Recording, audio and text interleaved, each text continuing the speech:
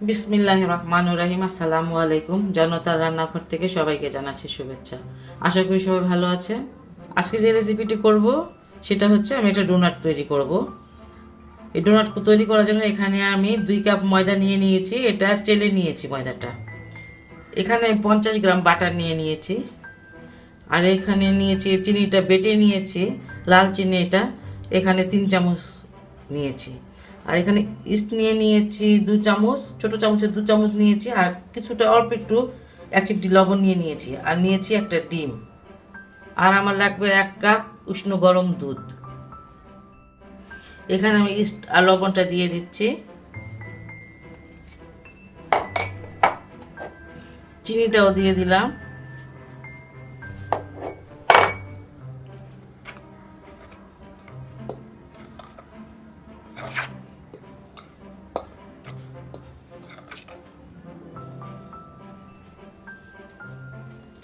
ডিমটা দিয়ে দিলাম।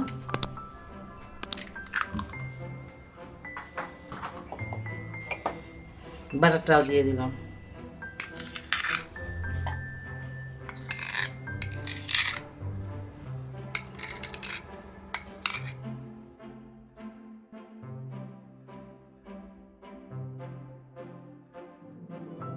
এটা ভালো করে আমি মিশিয়ে নিচ্ছি। সবকিছু ভালো করে মিশিয়ে নিব, তারপরে দুধটা দিব।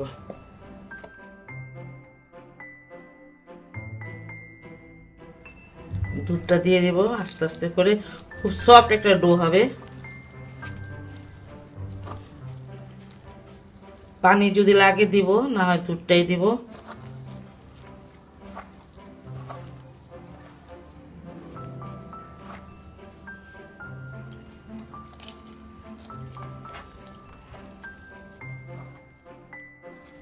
এটা খুব সফট একটা ডো। যদি সফট না হয় আপনার কিন্তু ডোনাটটা ভালো হবে না, নরম হবে না, শক্ত হবে।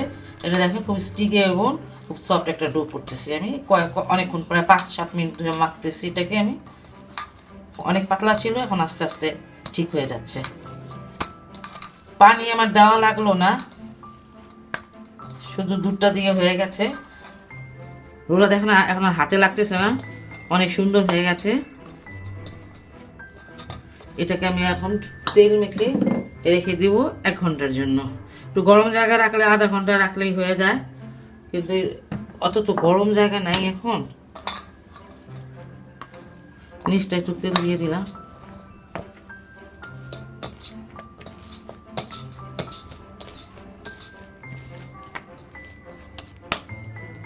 একটু তেল দিয়ে দিব।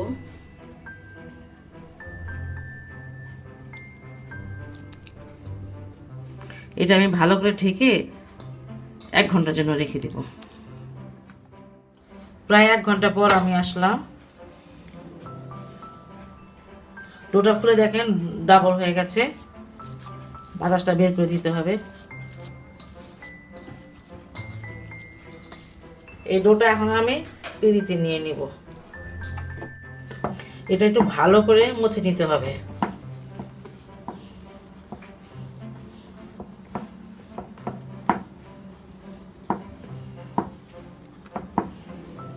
হাতের তালুটা দিয়ে ভালো করে মাখতে হবে। শুকনো একটু ময়দা দিয়ে দিলাম, দিয়ে তো ভালো করে আমি মাখিয়ে নিচ্ছি। এটাকে আমি খুব ভালো করে মাখিয়ে নিলাম। এটা এখন বানানো যাবে আর কি। বাতাসটা সব বের হয়ে গেছে, এখন এটা বানিয়ে নিব। এই ডোটাকে আমি 2 ভাগে ভাগ করলাম, কারণ আমার এই পিঁড়িটা খুব ছোট।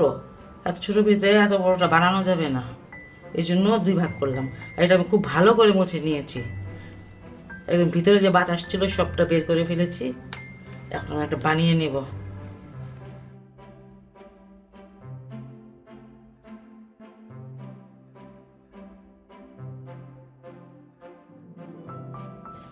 একটু মোটা করে বেলে নিতে হবে, পাতলা করলে কিন্তু সফট হবে না।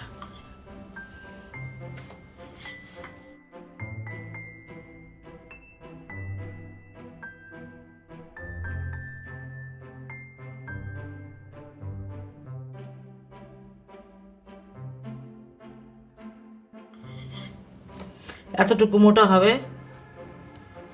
এখন এটা কেটে নেব, আরেকটু বড় করে তারপর কেটে নেব।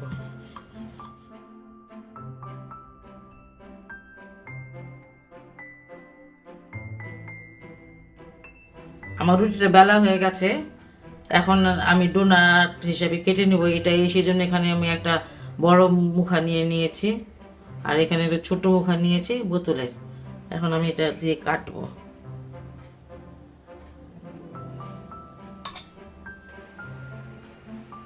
এইভাবে কাটলাম, আর এই ছোটটা দিয়ে একদম মিডিলে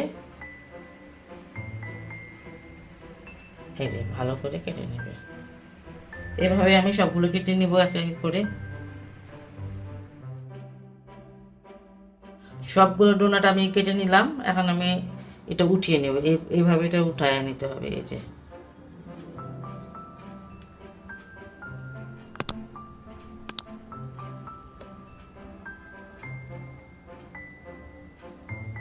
এটা দিয়ে পরে আমি আবারও বানাবো।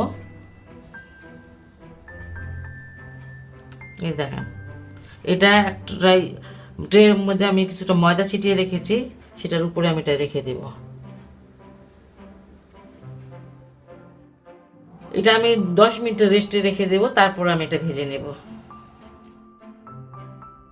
ফ্রাই প্যানে আমি বেশ কিছুটা তেল দিয়ে দিয়েছি, এখন আমি ডোনাটগুলো ভেজে নেব।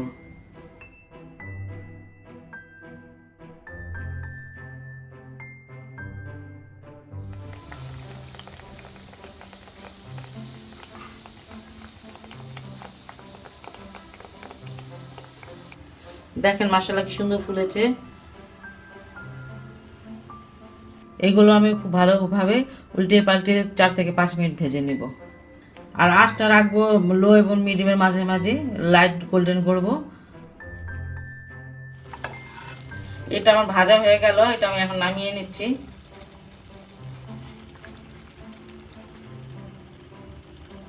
লাইট গোল্ডেন করেই ভাজবো। এভাবে করে আমি সবগুলো ভেজে নিব।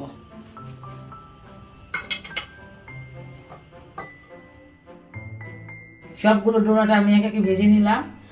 এখন আমি এটা কি করব সেটা দেখাচ্ছি আপনাদের। একটু হালকা ডোনাটটা গরম নেবেন, হালকা গরম নেবেন, নিয়ে তারপরে এটা চিনি গুঁড়া করা চিনিটা এটার মধ্যে একটুখানি যদি চান এরকম করতে পারেন। আর না এমনিও খাওয়া যায়, এমনি তো অনেক টেস্টি, যেভাবে ভালো লাগে আপনাদের। একটু ডিজাইনের জন্য আর কি, ভালো দেখানোর জন্য। এভাবে করে আমি সবগুলো চিনিতে গড়িয়ে নিব। খুব সহজ একটি রেসিপি, বাসায় অবশ্যই ট্রাই করবেন। আর বাচ্চাদের এটা টিফিনে দেওয়া যায়, এমনি সব বিকালবেলা নাস্তা খাওয়া যায়। আপনাদের আমার এই রেসিপিটি যদি ভালো লাগে তাহলে অবশ্যই আমার চ্যানেলকে লাইক, কমেন্ট এবং সাবস্ক্রাইব করবেন। সে পর্যন্ত ভালো থাকুন, সুস্থ থাকুন এবং নিরাপদে থাকুন। আল্লাহ হাফেজ।